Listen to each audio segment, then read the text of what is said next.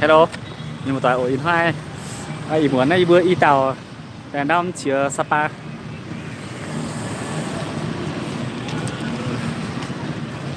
ai bữa tại chia Sapa đó y tàu có nhiều quả tổ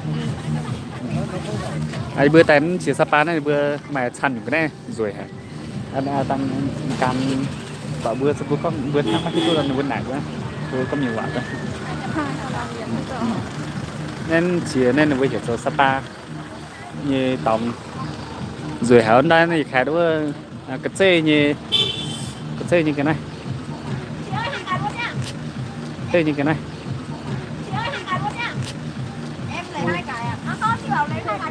đó này kinh rồi nhé nên họ thấy bữa tôi mảng tôi chiến ở này vừa làm chia Sapa này hai những miền như lưỡi hổ chung mày sao xinh ô này mà nó tí lo to nó ở đi khai chỗ này đi khai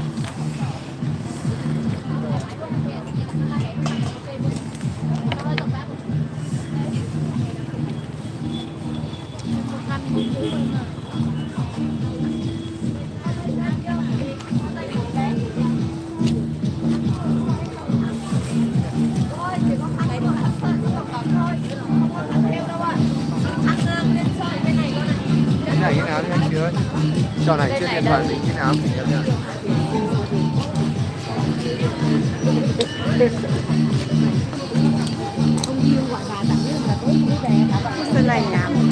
đó nó toàn xe là nhẵn hấp như toàn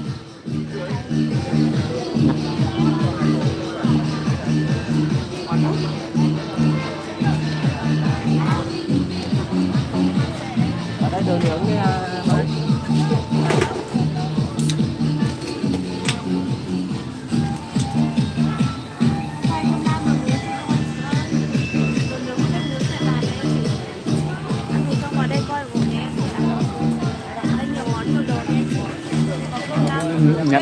nhẵn nhẵn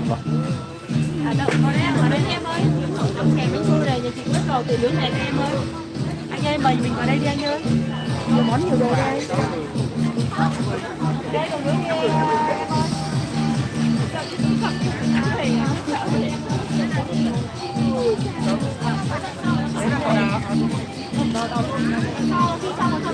nghe việc khai đâu mà tí cần miu mà tí cần xe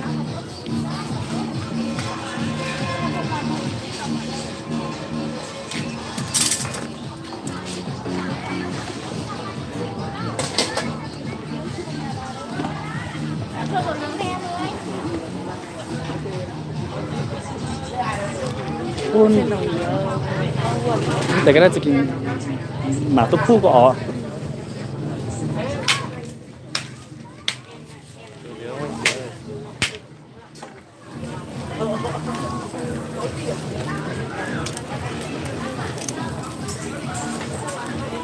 mà tôi khu coi mà nó cả khu anh nhắn á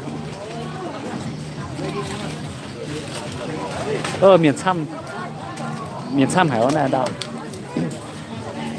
mà làm mày nó pa tí to to Giờ tấm tiền cho em chơi đi. hả ồ chỉ kia tặng với mình phát mà sao Có đâm xe. Không thấy kẹp ở đây luôn. Hay cầm vô rồi. Ăn ít rồi. Đấy.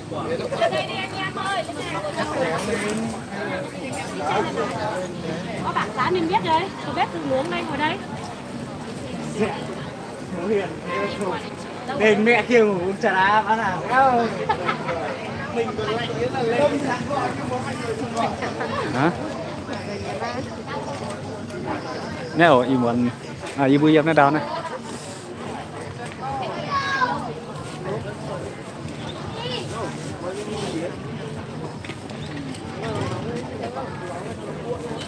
ồ đợt này ta cần nhiều niệm mà tế đi nó này tế xe tế nhiên liệu mắc quán ạ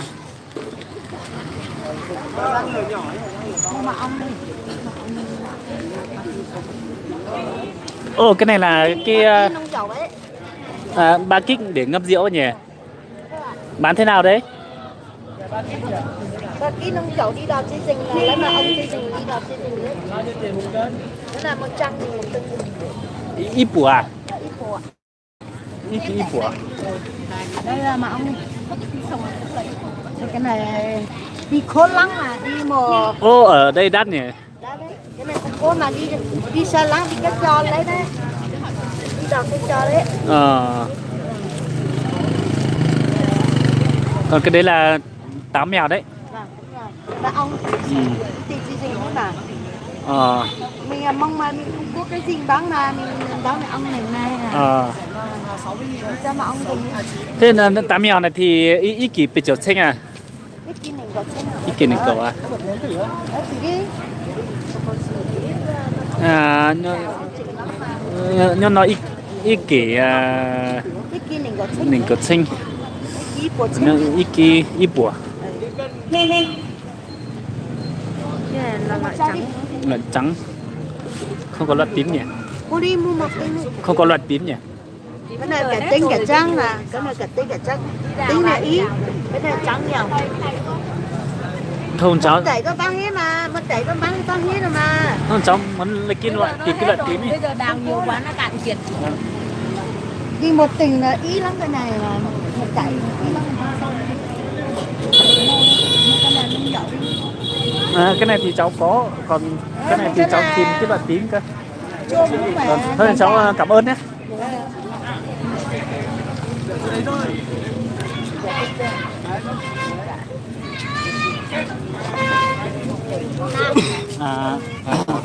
Này ấm mắt chúng ta mặc quần như na. Nó tàn như thế, nó vừa hiểu. Ăn cũng khác lắm. Chào gió nhá. Tiếng rau. Đây hôm nay hai vợ chồng ra chợ đêm Sapa. Đấy. Khẩu trang. Lạnh quá. Chào mọi người nha.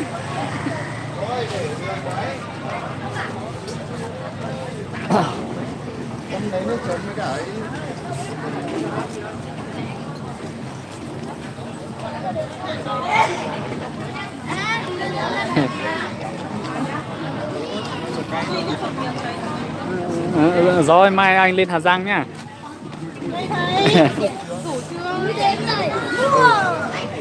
Ăn cơm. Không thể xị khải đâu đi từ từ đó. Cái gì đây? Châu sấy.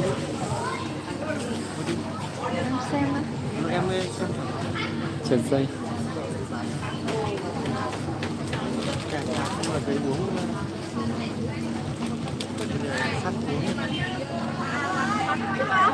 Châu có bếp.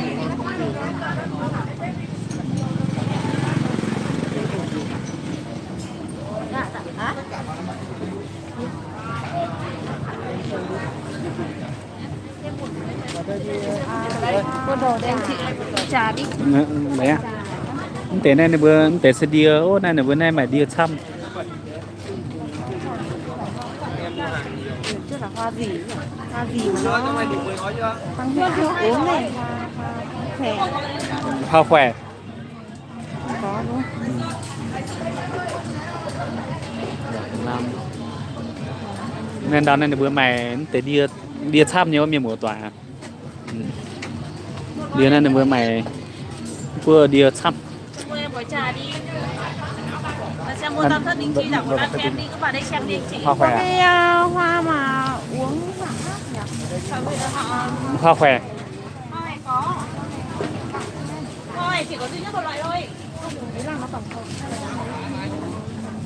Không, chỉ có hoa này là ổn định huyết áp thôi.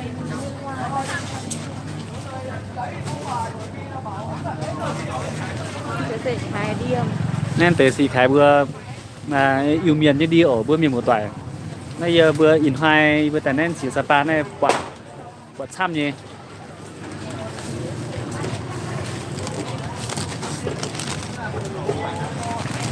Nên nọ. dụng của nó cái hoa này này mà cực kỳ thơm luôn. Thơm rất sấy, mùi sao rồi thơm cực kỳ luôn, mùi sao luôn.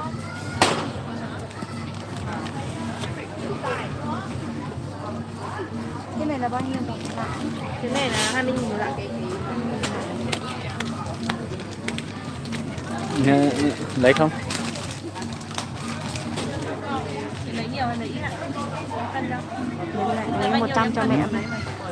Không biết mẹ còn không ạ? Cái này sao cực kỳ thơm Thế lấy tầm 5 lạng thôi. 105 lạng. 5 lạng thôi ạ? Trước mua cho bà rồi nhưng mà không nhớ nó hết chưa.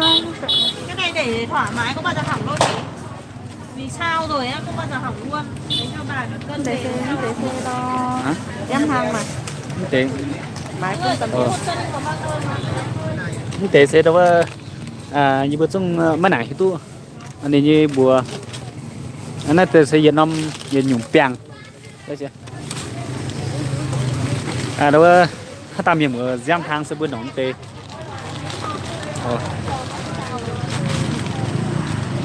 như bữa sinh tông mãi anh tê cái này nó 1 cân rồi. Quá. thôi lấy đi lấy đây đi lấy đi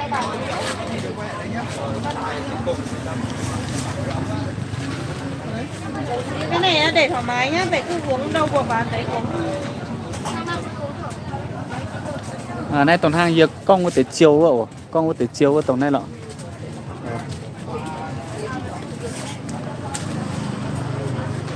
nó quản này lọ này bữa nay mày có phát chăm như bữaไปตุนเตนในบุจวางแต่แฟเซกการหล่อแต่ที่ตุนในปัดช่ำอันนี้ห้างยี่ปุ่นยี่แต่ปุ้งยี่ปุ่นยี่แต่ปุ้งว่าเซมันหนังใหม่อาจจะมีว่าตำเกียมหล่อได้ยินหายแต่ทางนั้นเดี๋ยวนี้สกิปปัดช่ำก่อนทางเดี๋ยวอย่างก็ได้เนาะป้ายเส้นไหนมาฮะ Còn lấy thêm gì không ạ?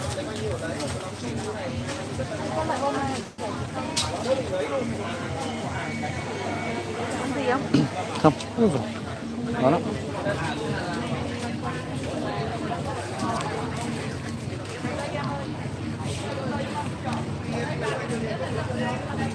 Tế sẽ con phản xiết gai này có tế cái cản sắt có tế quá tế sẽ nhìn thấy nó vừa bia vừa nhẹ giam tế thảo danh nó vừa miền xí miền hả tao miền vừa dùng liều cùng hóa đó thay vừa như xin thải phía mấy cái nổ tốt hạ sẽ vừa sẽ tón tế tại vừa tại nhảm phải chơi tại chiếm tiêu tốn tế này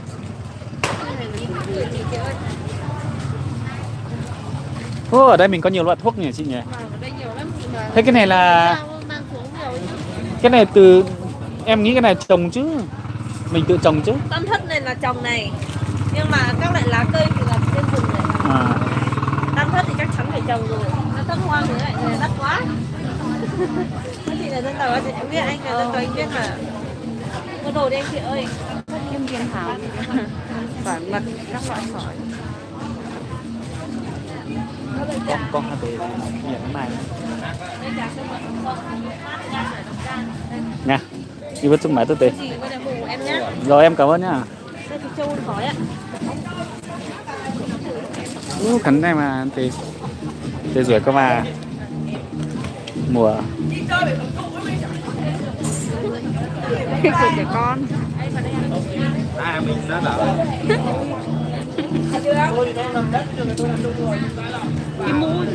mùa anh tè đó chị kinh đó mà nó phải chia mà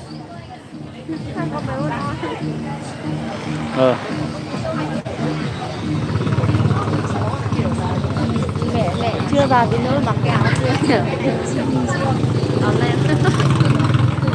muốn nữa cú ha con mẹ lọc tay con phải đang nhẹ vào đây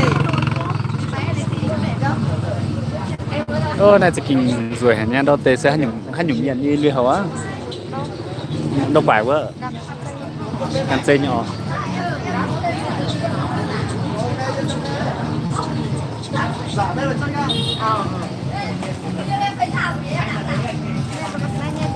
mà. Hay là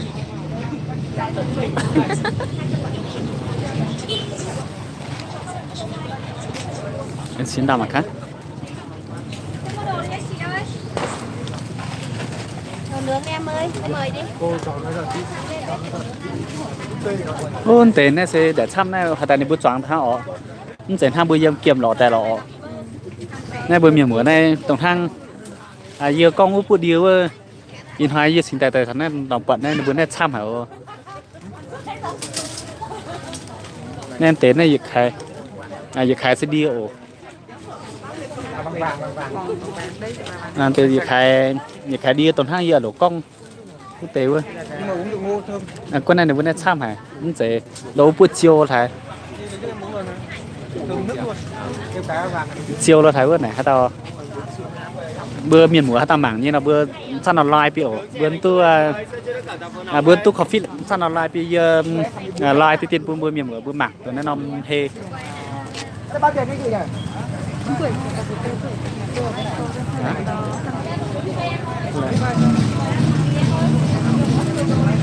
Đây mua gì đây các em ơi? Quần áo khăn, phòng và vòng đá. Ôi cái em này. Đi vào vòng thuốc tiền. Ở đây ăn cái gì đây em ơi? mẹ sao mẹ nó tí là to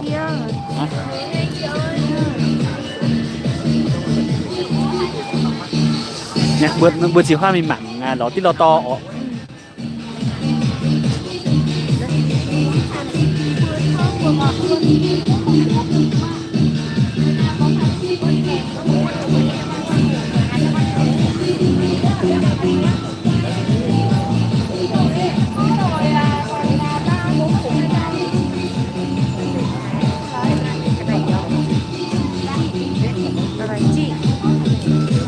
thế xây khai tao tại chị vừa nhà hạt tế sẽ vừa chị hạt tế tiền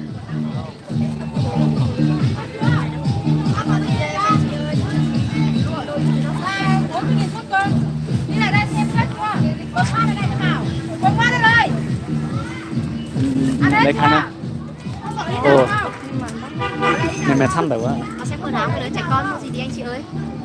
Xem tấm khăn đi ạ. Khăn tấm còn mà. Con có tấm chế hả? Dân mình ta lại. Thành nhân họ. Vâng. Thành nhân lại mang có tấm này.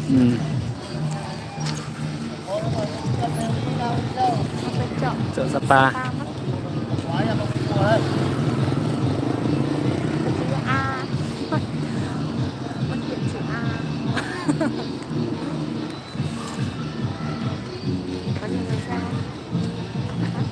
hello brother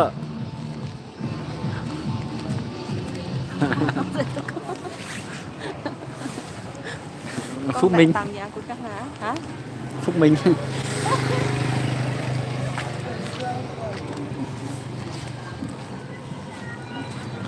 như khánh thì giảng làm nữa giảng làm nữa hả đi xe tiếp ở đây thì mới bắt tiếp xem nào này địa xa những cái gì đó 5 đồng tiền này giúp đạt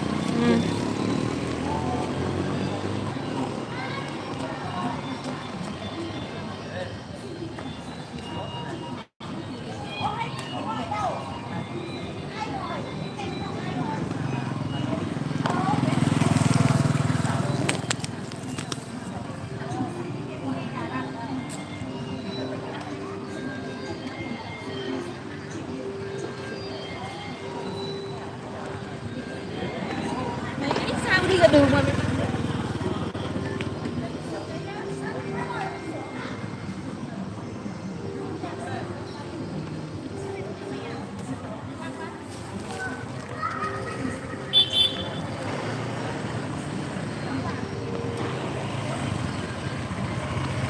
treo cái này giới thiệu bây giờ chuẩn bị sắp bắt đi nhà thờ đá này còn nàyที่เบอร์สิงตองเองจนปีมิงว่าแล้วว่าน้อมตองว่าเมียนเก่งด้วยเมียนการเสียงเหลวว่าหยุ่งตองว่าไหนว่าหลอมปากกล้อง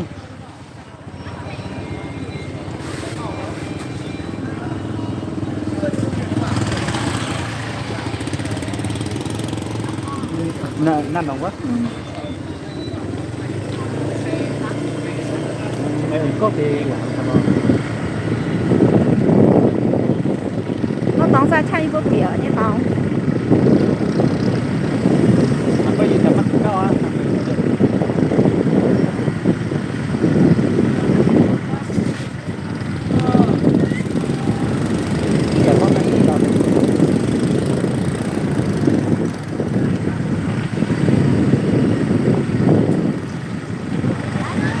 Tao sẽ hiểu cho Sapa như lùng muốn hơi mà khai mãi cái này chăm có tại chay với trang biển như vậy mình chia cái nó tao thì mà dư dạng như nó quả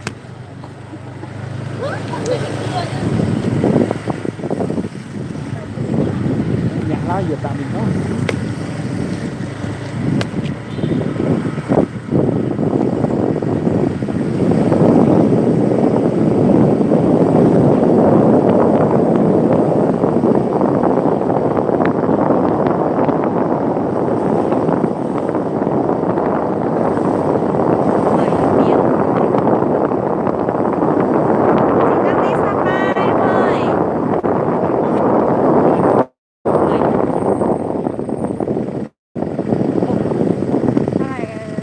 cái nhỉ.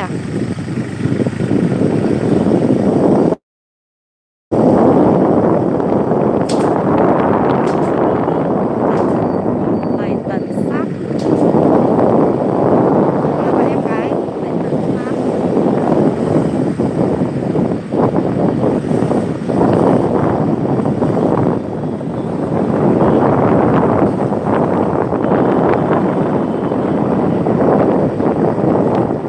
Mình dẻo hả chú ơi.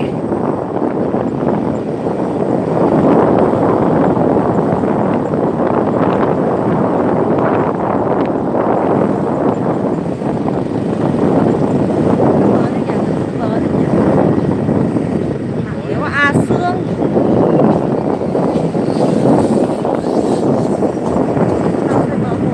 tao sẽ được bao nhiêu tầm cản sao bao nhiêu tầm cản này Tôi thắp vừa đậm thắp. tao còn tạm áp vào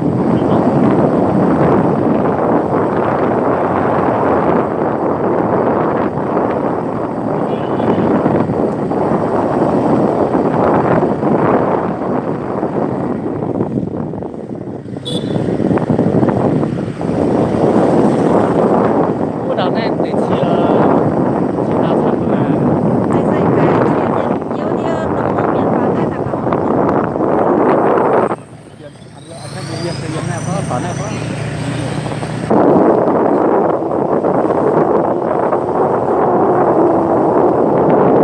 tí nữa anh chị mang máy bay flycam đi đón em ra Sapa nha, chuẩn bị hành lý nha.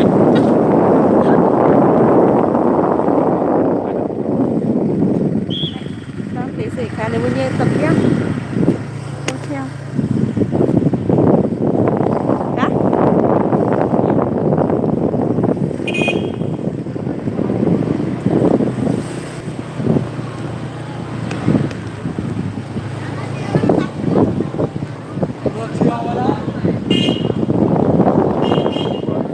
Bữa nữa chiều có. hả không đúng mà tấp nập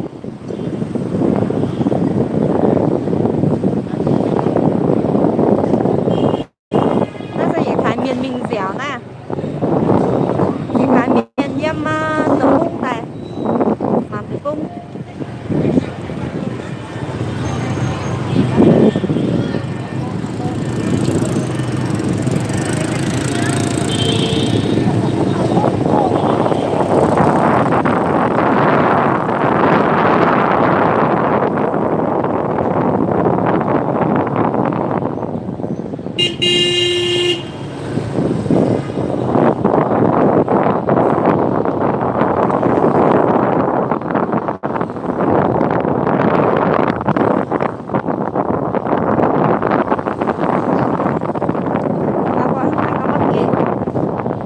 miền theo u ven á miền đấy chăm á bữa gì mình mang khao Qua tao rồi.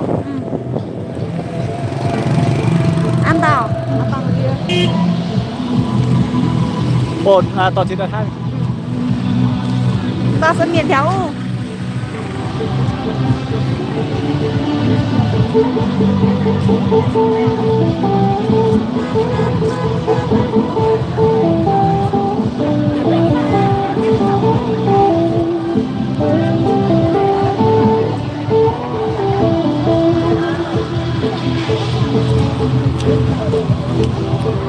Thế miền của cô luôn luôn này lục vẫn giản miền tận này mình theo U.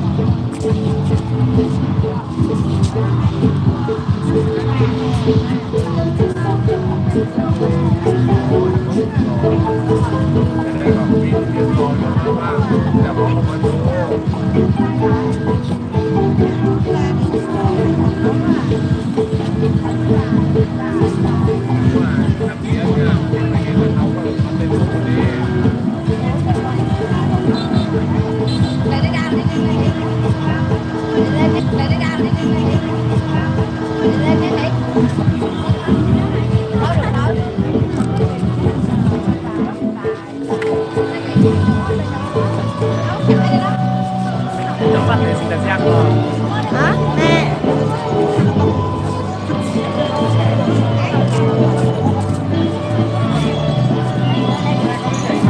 Thế giờ miền rồi diễn hai công khâu nó sẽ được một giản miền tận này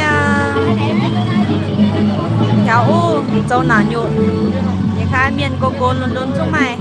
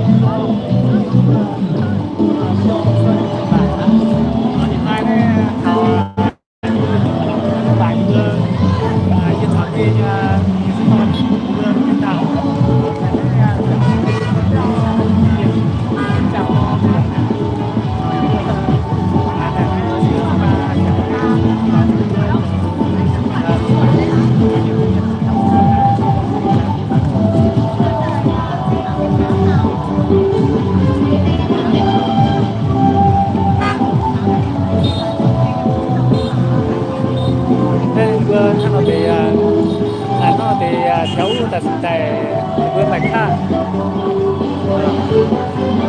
Bút ta liều bút sao biển á nếu vừa thọ đều sẽ mạch khác hơn nếu vừa gì đó mình bằng khảo nhá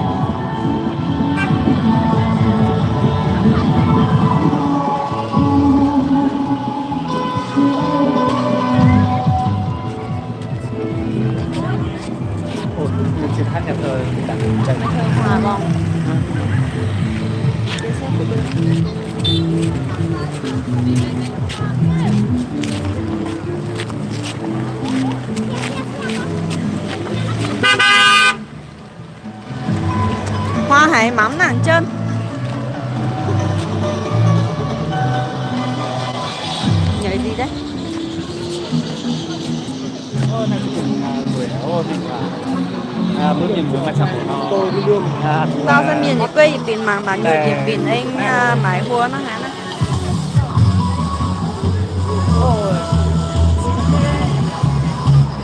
gái thế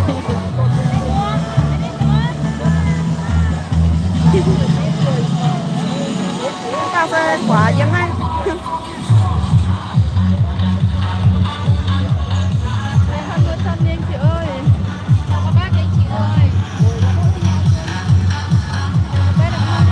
đây là cái quán ấy.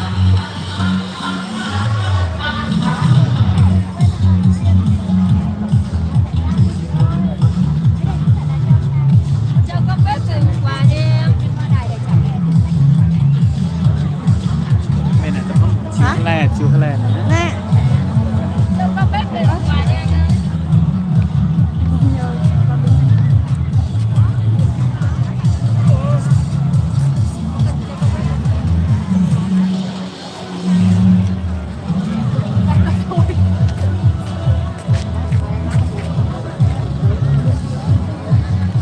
ô sáu kia kìa sáu cái mía nhỉ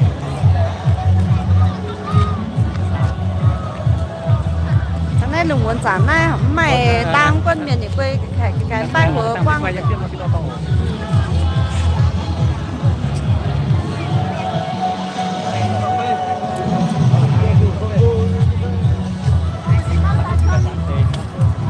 cái thấy mà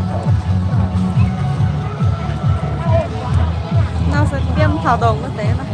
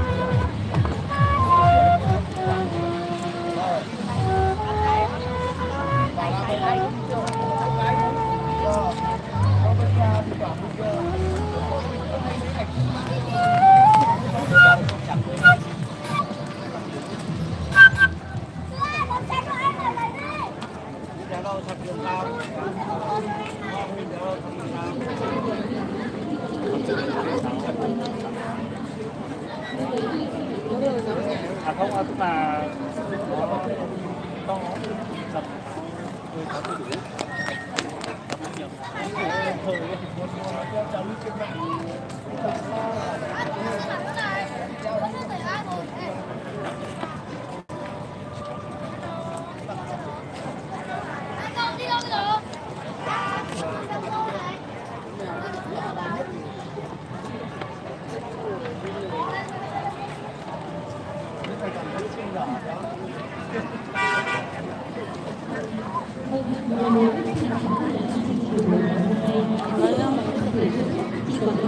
Nốt là không chỉ sáu ra được nốt là từ đầu vào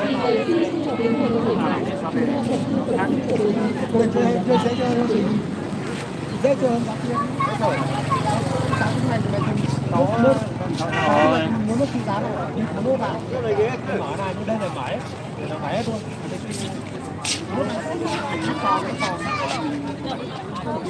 cái đó nước cuối vàng nó bắt chơi đấy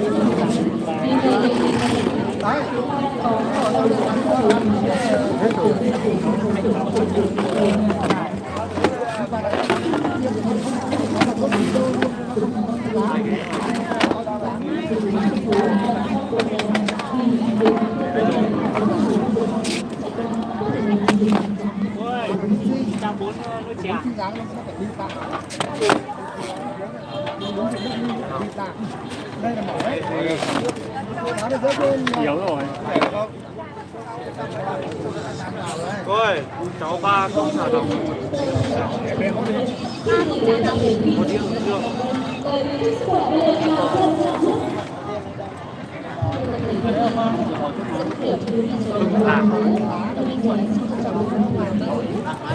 điệu được.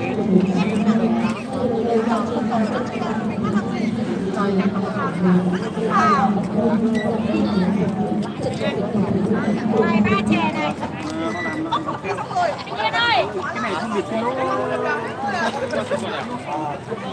từ đầu đến cuối bàn cứ để thôi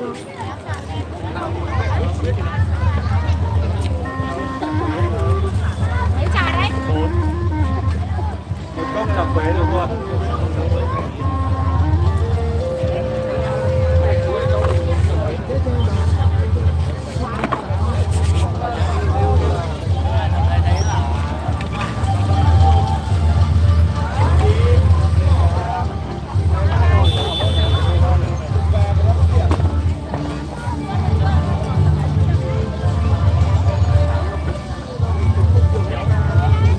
Sao không cho thử thì Thế á?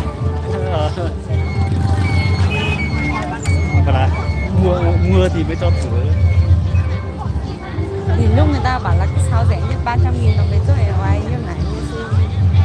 Không, sao của mình mua 500 mà Nhưng mà ý của tính của ông ấy, ý của ông là người ta không biết còn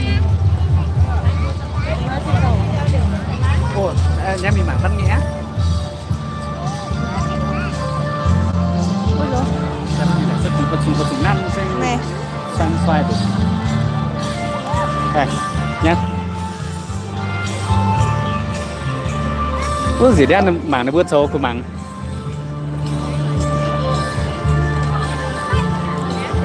ô nó chỉ kinh rồi hả ô giang pha sinh ta rồi mà Sao? giang đó má thứ bảy mà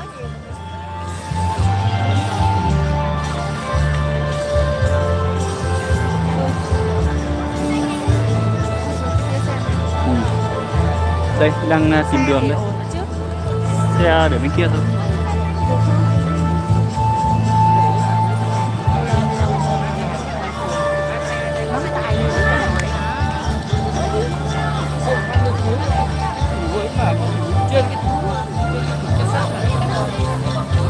Cái số đây đi cô này mình đang là yên ở mới quay Không có trái rồi chứ, nó rồi chứ, cái gì đâu. Sao là chưa? Nó chỉ có thể lẩu gì cô.